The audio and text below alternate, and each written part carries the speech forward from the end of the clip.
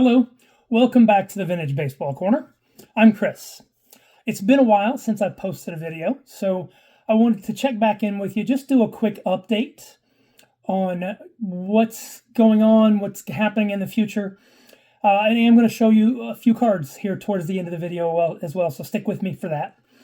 But I want to thank all of you who have watched my videos in the past, all of you that have commented and liked. All of us very appreciate it. If you haven't done that, and I'm guilty of that myself because I watch a lot of videos on my TV where I can't do comments, but even if you haven't done that, but you watch and you come back, then I appreciate that very much. You know, hopefully you'll continue to support my channel, and for those of you who are new, I'll find something interesting enough for you to make you want to come back. That's the idea. So, I want to be more consistent in 2025. So far, we're almost through February, and I have not done a good job of that at all. So I'm going to get better. I've got some ideas, and we're going to have some different things come up. I wanted to share those with you here today. As those of you who have seen my videos know, that a lot of it is PSA Reveals, grading a lot of cards. I do that with a group of my friends. And we have those coming again. In fact, I have 3 orders from PSA.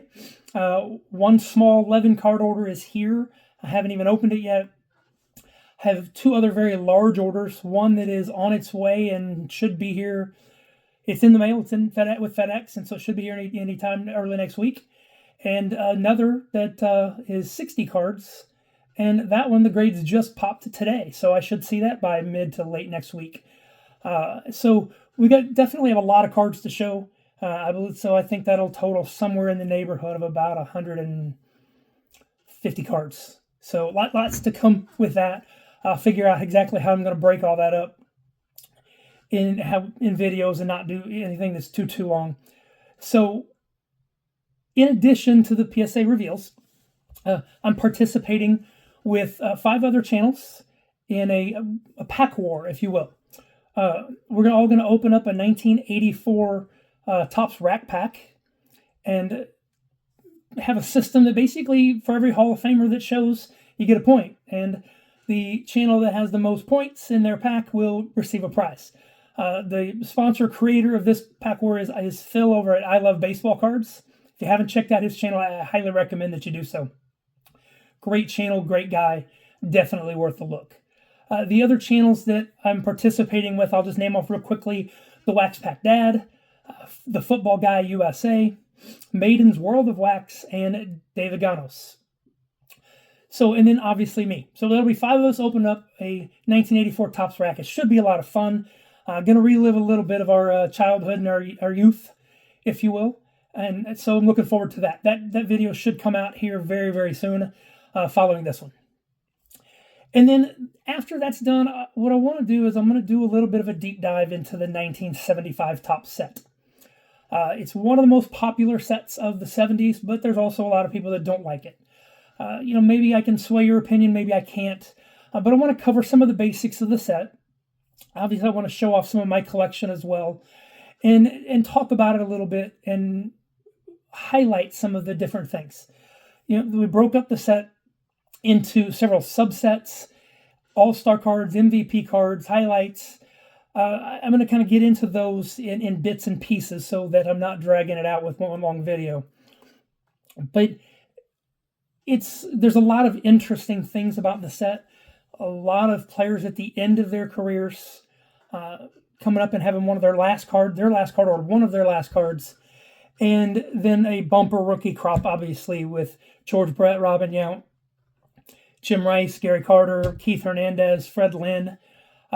Just a fabulous set from that perspective, from both the old and the new. 75, just a quick background, was the first year that I ever purchased cards as a kid.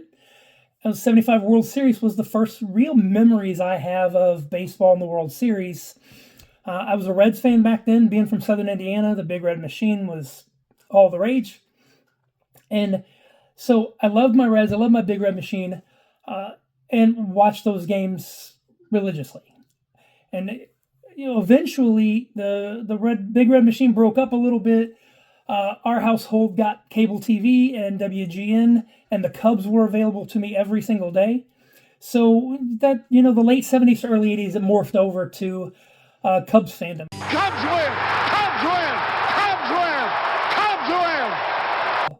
But so we're going to talk about all of that. We're going to talk about the 75 set. My personal set now is growing, or it's growing in quality, if you will. I purchased a complete set back around 2016. Have decided to upgrade. It was a nice mid-grade, good quality mid-grade set. Decided to upgrade. I bought a few graded cards.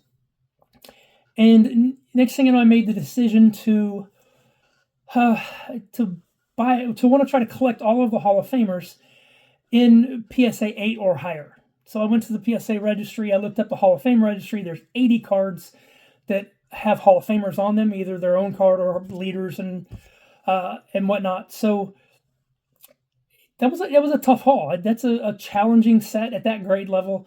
Probably wouldn't do that again. I have not set that floor of an 8, if you will, on other sets that I collect. But this is kind of my pride and joy, if you will, as it's the first cards that I bought. So currently I'm knocking on the door of 400 graded cards from the set, with only, I believe, 3 that sit below an 8. I believe I have 3 7s still that I've not upgraded. Everything else is either 8, 8.5, or 9. Still holding out hope for that elusive 10. They're out there, but it's one of the toughest sets to get a 10 in the 70s. In fact, it's the second toughest set by percentage in the 70s, second only to 1971 and those black borders, which are just almost impossible.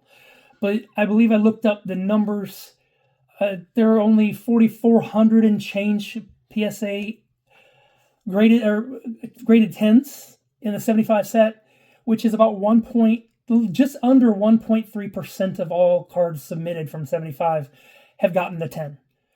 So just really, really tough pulls, especially since they're now 50 years old.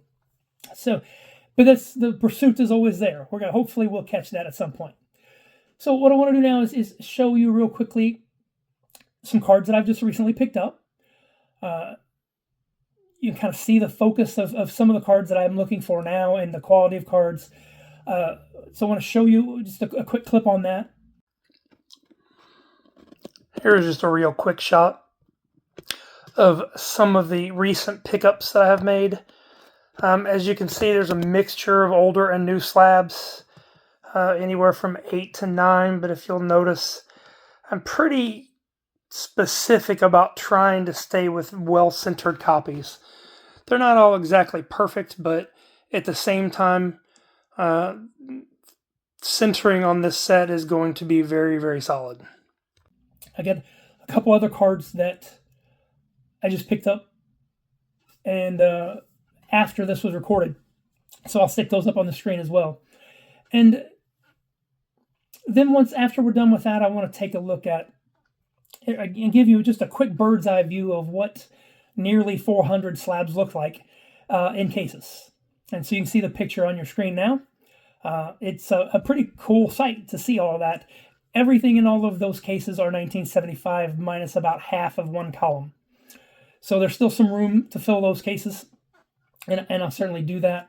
But at the same time, I do have all the big cards, so I'm not necessarily going at it as aggressively as I did before.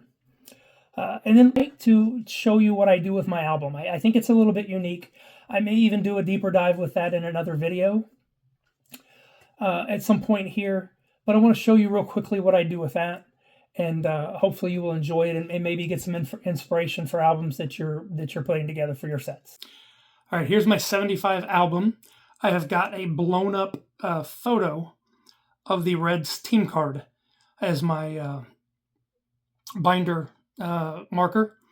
I made that a little bit bigger, did it on 4x6 photo paper, and then trimmed it to fit into the pocket so that it looks nice and it is bigger than just sliding a card in there. Right, now real quickly, I'm just going to show you a couple of pages. I open it up and I have a couple of wax wrappers from 1975 in there to start us off. And then I have my set, all of the graded cards. Instead of index cards or blank spaces, I've actually taken photos of fronts and backs of the cards, on double-sided photo paper so that the photo of the slab fits right in, and you either see the picture of the slab or you see the actual card. So the ones that I don't have graded, you can see the cards. All the other spaces are filled in by slab photos. When I do these slab photos, I trim the sides to allow some white on the side just because of the dimensions of the slab, but it also helps keep the card from behind showing through because the slabs are more narrow to fit them in the pocket. Anyway, that's what I've got on my binder, and I think it looks pretty nice doing it that way. I also throw a sticker on the back of each page letting me know which ones that I need to upgrade still. Lastly, I just want to say thank you again. I appreciate you coming by. I appreciate you spending a little bit of time with me. If you like my videos, please share them with somebody else that you know that may like them. Likes, subscribes, all those are great. I appreciate them very much. They do help. But sharing with a friend is a big deal too. And so hopefully I can keep you entertained enough to keep coming back, and maybe bring a friend along with you. So until next time, I enjoy our time today, and I will look forward to spending some time again with you soon. Thanks.